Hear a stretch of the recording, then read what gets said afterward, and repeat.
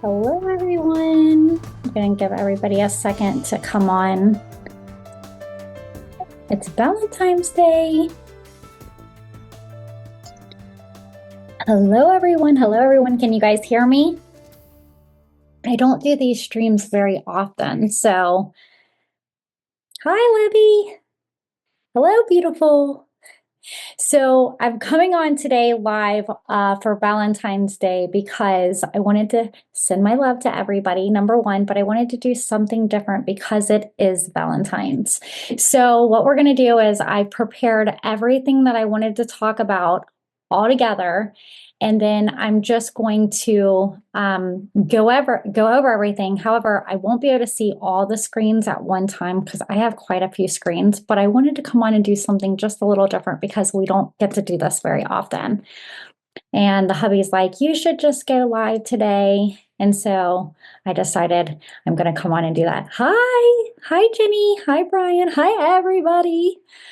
So let's just jump right into everything that we're going to go over. Hi, Rob. And I'm going to keep going back between our data and the live. So bear with me if I don't see your comments right away. I'm going to try to go back and forth. Okay, so I want to welcome everybody back to Newsroom. I'm Chella Smith with your Middle East U.S. entertainment news here on YouTube. I air on Fridays, bringing you the latest on reforms and economics of Iraq based on reports put out by the Middle East news media outlets. I do this weekly review and it's based off my interest. Thank you, everyone, for joining me. Last week, we talked about unlocking prosperities, training programs for currency strength, digital finance, financial integrity, and cross-border payments. Taif Sami on financial reforms, decreasing external debts and salary resolutions, economic growth through strategic partnerships, real estate reform, and NATO's advisory support. So let's take a look at this week's headlines. Okay, I'm just going to X them out as I go through them all. Let's see here. Happy Valentine's Day, Firecracker! I love that name. Okay, let's drag some of these screens over here. Let's see if I can open this screen up bigger so I can see everybody here. Let's open these all up. And I'm going to figure out how I share my screen like some other YouTubers. They share their screen. I'm still trying to learn how to do all that. So, hi! We're just going to hang out and we're going to go through the news this week. There hasn't been a whole lot of news, but there's been enough that we can go over and have a great show. So let's get started. Okay, so the Prime Minister, Mohammed Shia al-Sudani, received Friday, which is today, at his residence in Munich, the commander of NATO's Joint Force Commander, Admiral Stuart Minch. During the meeting, they discussed strengthening bilateral cooperations with NATO. But basically today, the Prime Minister al-Sudani met with NATO Joint Forces Commander, and they discussed strengthening bilateral cooperations in training, intelligence, coordination, and logistical support. They discussed combating terrorism and developing Iraqi security forces. So, yes, I'm drinking green tea today. Yeah, so I'm trying to feed my kidneys with lots of fruits and vegetables and green drinks, and I'm trying to do things the healthy, natural way. Oh, Jenny, you're from Ohio. I didn't see that before. Hello, Ohio. I'm from Ohio too. Okay, let's keep going. So Iraq's economic shift has begun, and Iraq's Prime Minister Mohammed Shia al-Sudani affirms that the balance of foreign policy, which is pushing economic reforms, with the U.S. troops withdrawal, it is set for 2026. Eyes are open with Iraq's security self-sufficiency and strong investment ties. Meanwhile, Baghdad and Erbil advance economic cooperation, resolving salary and oil disputes. Experts say that these moves could boost the investors' confidence and Iraq's financial stability. Now, we're going to get into a little bit of this throughout some of these news releases that were released this week. However, let's keep on going. Iraq's oil losses have been reported that Iraq has suffered massive financial losses due to the suspension of the Kurdistan Regional's oil exports, with experts estimating damages over $15 billion. The Financial Committee confirmed a $13 trillion shortfall in the state revenue with a recent budget law amendment We'll also get into those later on. The exports through the Turkey-Ceyhan pipeline are set to resume, offering economic relief, which is a great thing. Meanwhile, officials stress that the importance of ensuring the Kurdistan employees' salaries are paid. Analysts say that restoring the oil flows could stabilize Iraq's economy. Oh, goodness, there's a lot going on there, right? Iraq has audit fights their corruption. So the Prime Minister, Mohammed Shia al-Sudani, has reaffirmed Iraq's commitment to combating corruption at the Internal Audit Conference, calling it the first time of defense against financial misconduct, with 12 trillion dinars allocated for service projects in 2024. He stressed that the internal audits ensure transparency and prevent public fund misuse. The government is strengthening audit mechanisms, prioritizing high-profile corruption cases, and pursuing stolen assets abroad. Officials emphasize that the accountability and integrity are key to restoring the public trust and advance economic reforms. And I do agree with that too. What about you guys? Do you guys agree that these audits are good for Iraq? Okay, let's keep on going. Okay, so we have the pension law agreement that came up in our news this week. Iraq and the Kurdistan region have finalized an agreement to implement the Unified Pension Law number 9 of 2014, securing employment entitlements. The Kurdistan Ministry of Finance confirmed the deal, emphasizing that it aligns salary payment mechanisms across Iraq and the Kurdistan region. The Kurdistan regional government began enforcing the laws in July of 2024, marking a significant step towards financial stability and cooperation. Officials view this agreement as the foundation of resolving border economic disputes and strengthening fiscal unity between Baghdad and Erbil. And this has been a fight for a really long time, so it'll be like really nice when they can just pay their salaries and it's no longer a problem. And let's see what else we got here. And they talked about the 2025 budget nears. That was a report that was put out. The Iraqi government is set to submit. And I want to remind you guys that these are my summaries. These are not the actual news articles. I summarize them all for an easy understanding. So that way we can get through these easy, because they use words that are sometimes you can't understand what's going on. However, the Iraqi government is set to submit the 2025 budget. Again, they're only amending these budgets. These budgets have already been passed, but they make amendments to them. So the 2025 budget tables, though, to the Council of Representatives is in the coming days, according to the Parliamentary Finance Committee member Jamal Cougar, assures that the disputes and delays, employees and retiree summaries remain secure for the coming months and will be distributed without interruption. Lawmakers will review and study the budgets before proceeding with the vote. The budget approval process is expected to shape Iraq's financial planning for the years ahead. It'll be nice when Iraq can move forward. Yes, happy Valentine's Day, everyone. Okay, so Barzani was in Dubai. So the Kurdistan Regional Prime Minister, Mauser Barzani, had arrived in the UAE to attend the World Government Summit in Dubai, leading a high-level delegation. The event ran from February 11th to yesterday, the 13th, bringing together global leaders to discuss the governance, the technology, and the economic development. Barzani was set to meet up with top officials to strengthen ties and expand the cooperation in trade, investment, and regional stability. His discussions was set to address Iraq evolving politically in their landscape.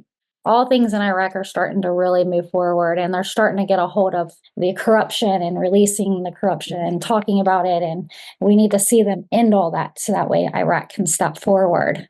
Speaking about corruption and courts and stuff like that, courts uphold the laws. So Iraq's Federal Supreme Court has ruled in favor of the parliamentary session that amended 3 key laws: the General Amnesty Law, the Personal Status Law, and the Property Restitution Law, or the Real Estate Law. Lifting the prior suspension orders. In the public hearing on Tuesday, the court dismissed the appeals from lawmakers challenging the amendment passed on January 21st, 2025. This decision reinforces the viability of legislation disputes initial judicial intervention. The Supreme Judicial Council confirms that the laws cannot be halted before official publication, reinforcing parliamentary authority in the legislative matter. So it's really nice to see that even though there's a lot of stuff going on in Iraq, that they can get laws passed through parliament and they can all at least agree there. This is great. This is actually great news. And it shows that they have strong economic ties. The Iraqi financial advisor to Prime Minister Mauser Mohammad Shaleh affirmed that Iraq and the U.S. relations remain strong.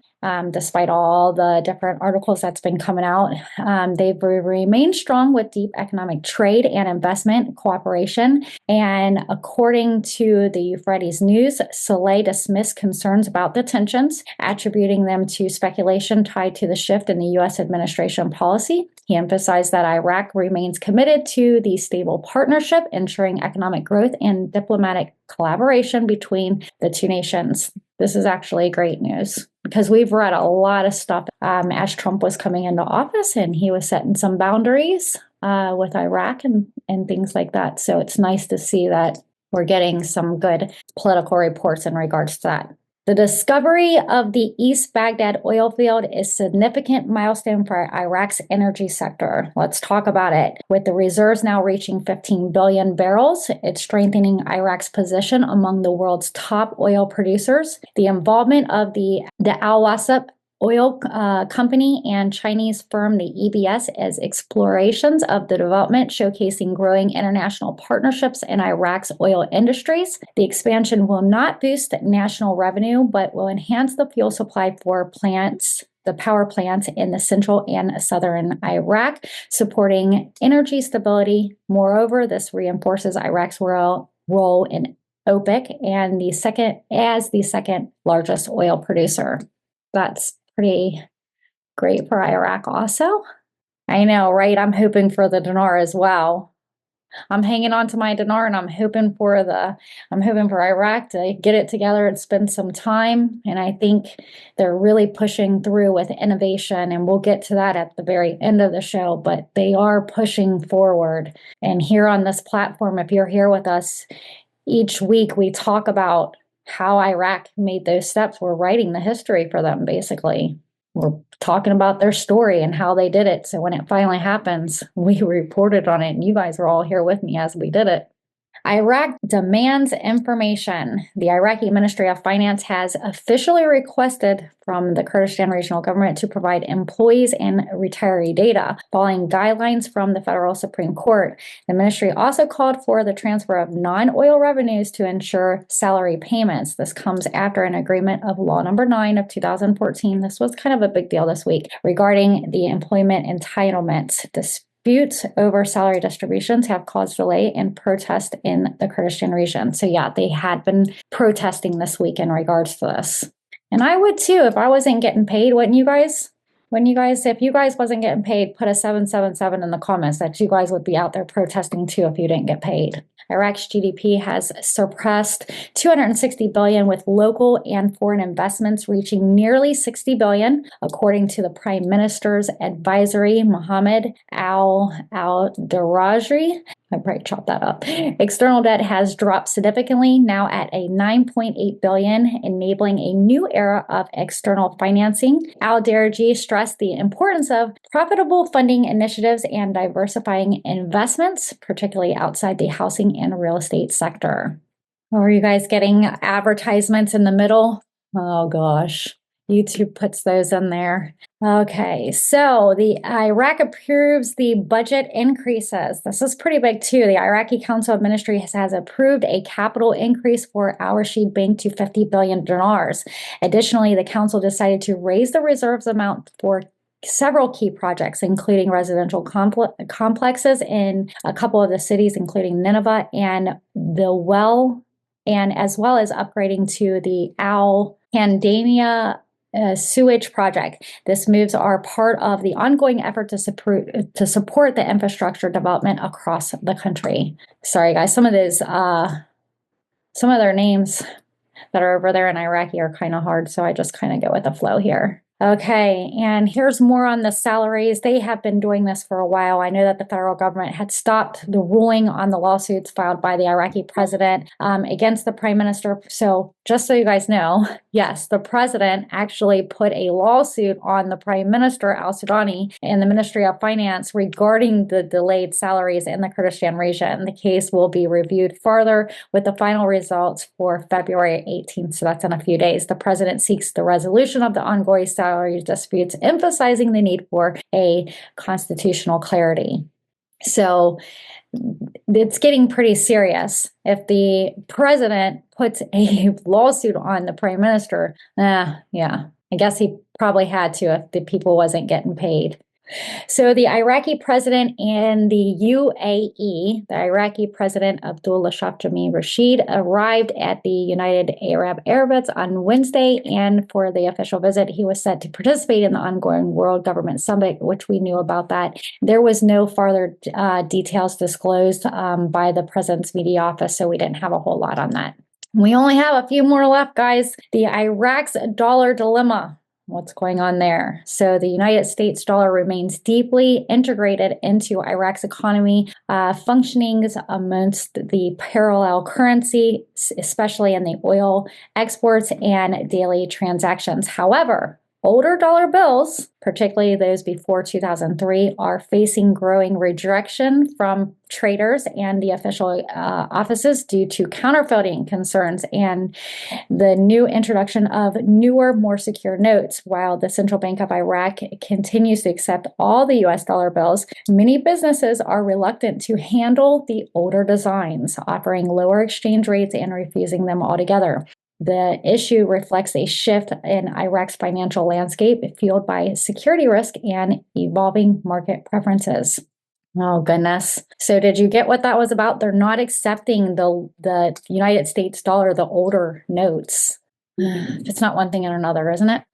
Okay, Iraq is the U.S. ally. We heard about that. Gabriel Soma, a consultant for the former President Donald Trump, describes Iraq as a key point in the U.S. security and vital ally. Speaking on the Samaritan TV from the latter program, Sama emphasizes the importance of the Iraq to the United States, noting that Iraq is critical for regional security. He also criticizes the Shiite faction loyal to Iran, questioning their role, giving a presence of the Iraqi army, and highlighting their risk, particularly regarding Syria. Some reaffirm that Iraq remains a strong ally with deep ties to the U.S.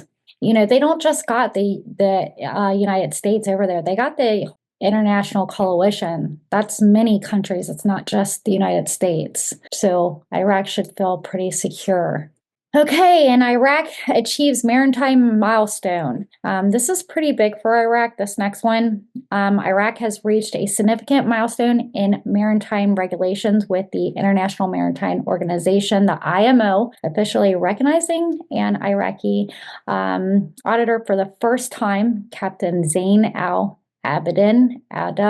Abdul Mamin, has been certified under the IMO member state audits scheme, the IMSAS, marking a historical achievement for Iraq's Ministry of Transport and the port sector. This certification will help Iraq prepare for upcoming mandatory IMO audits, advancing compliance with global maritime standards and improving port operations. This move is seen as critical for boosting international confidence and streamlining Iraq's maritime governance.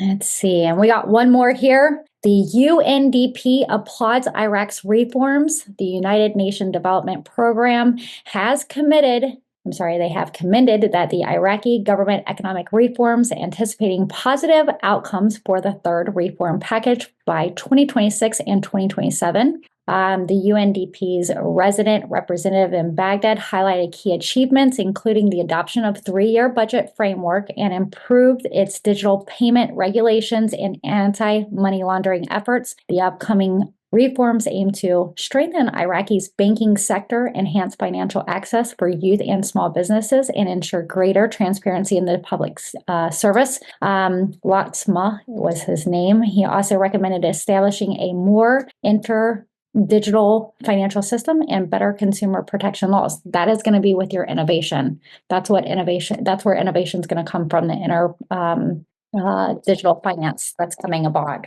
That was last week's information going into this week's.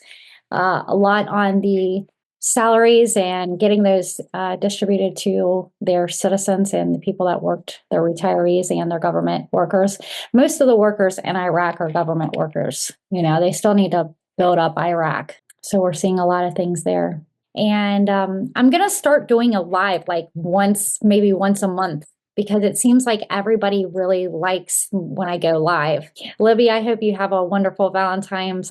Happy Valentine's to everybody. Thank you guys for being here. Don't forget to hit the like button. And if you really liked what we were doing here today, please share us in your groups and stuff like that, so that way other people can find us. Well, again, I hope you guys have a fabulous Valentine's Day. And thank you for spending your time with me and tuning in. I appreciate you guys. And Sophia, hi. Everybody, hi. Whoever I didn't say hi to, hi. ZM Newsfood. They always put hashtag newsfood in our comments. I love that. That's so cool. He trends that here on our station, and we appreciate you guys. So happy Valentine's Day. I hope everybody has a wonderful day and is filled of love. And if you don't have somebody there, I'm here with you right now, and here's my love. I'm sending it to you. I'll see you guys next week, everyone. Thank you for being here with us, and I'll see you soon. Bye. Make sure you join us Fridays, 4 p.m. with Newsroom Updates with Chella Smith, Entertainment News.